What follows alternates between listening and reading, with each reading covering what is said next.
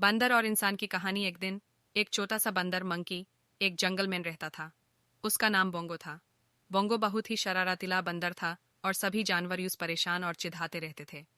एक दिन बोंगो ने सोचा कि वो सभी इंसानों से भी स्मार्ट है, इसलिए उसने जंगल के पास रहने वाले एक गांव की तरफ रास्ता किया।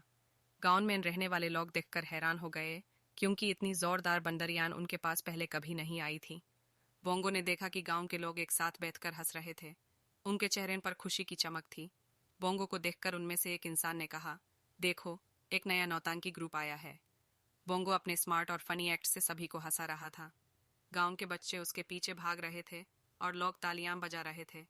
बोंगो खुश था कि उसकी कोशिश सफल हो रही थी। फिर एक दिन एक नए इंसान काफी गहरा सोचने वाला था। उसने सोचा, ये बंदर इतना स्मार्ट कैसे हो सकता है? शायद वो किसी जादूगर का जादू है।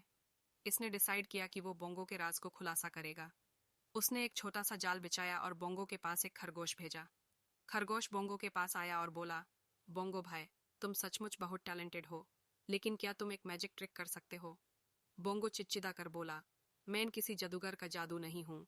मैं एक साधारण बंदर हूँ और मेरी ये फनी एक्स मेरी अपनी खूबी है। खरगोश नहीं माना और बोला, अगर तुम एक इंसान हो तो तुम्हें इस जाल से निकलना चाहिए। और खरगोश ने जाल को खींचा। बोंगो फंस गया।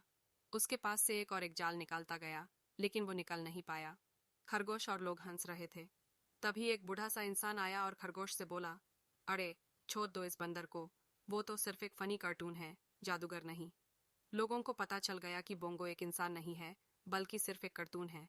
सभी हंस रहे थे और बोंगो भी खुश हो गया।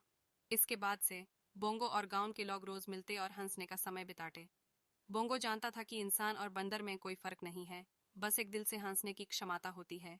इस कहानी से सभी को ये सीख मिलती है कि हंसना कितना जरूरी है, चाहे बंदर हो या इंसान। अगर आपको वीडियो पसंद आया तो लाइक शेयर और सब्सक्राइब करें और हमारे सपोर्ट के लिए स्टार भेजना ना भूलें।